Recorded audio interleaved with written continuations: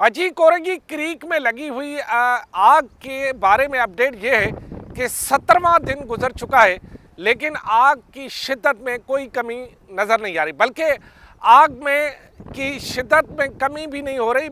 इसके साथ साथ ये हो रहा है कि जो जहाँ पर ये आग लगी है उसका गड्ढा चौड़ा होता जा रहा है और जो वहाँ से गर्म पानी का अखराज है वो भी पहले से ज़्यादा हो रहा है।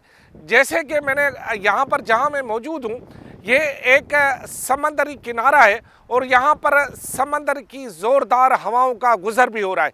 अगर कैमरामैन दिखा सके उस आग को जो इस वक्त जल रही है, उसके मुताबिक ये अगर आप देख सकते हैं मेरी उंगली का इशारा, यहाँ पर आग जो है वो ज़्यादा भड़कने के आप मनाज़र देख सकते हैं। आग यूँ जा रही है हवा की वजह से।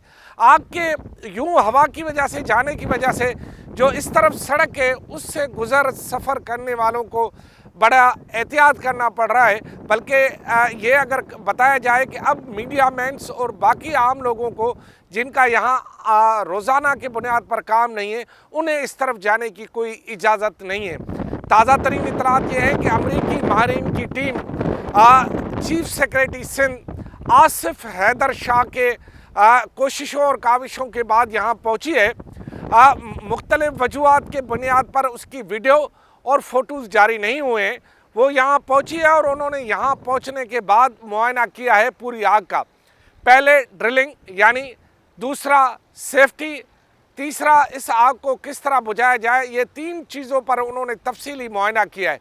उसके बाद ये फैसला हुआ है कि इस आग की जो है शिद्दत और दर्जा हरारत, इसको मापने के लिए यानी इसको देखने के लिए जदीद आलात मंगवाने का फ़ैसला किया गया है। ये अपनी नौयत की एक तरह से यानी पहली आग है जो कि लगी भी है और बुझ भी नहीं रही, और इसकी शिद्दत के बारे में अभी तक कोई अंदाज़ा नहीं है।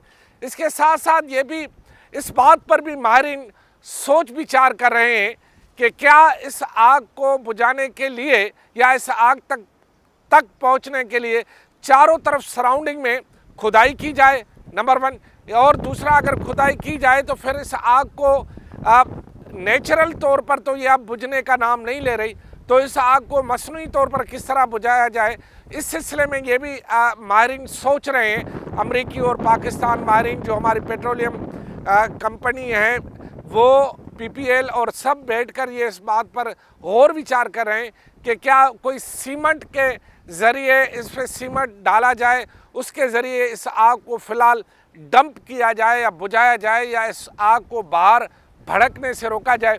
ये सारी सूरत-हाल इस वक्त ज़ेरे गौर है।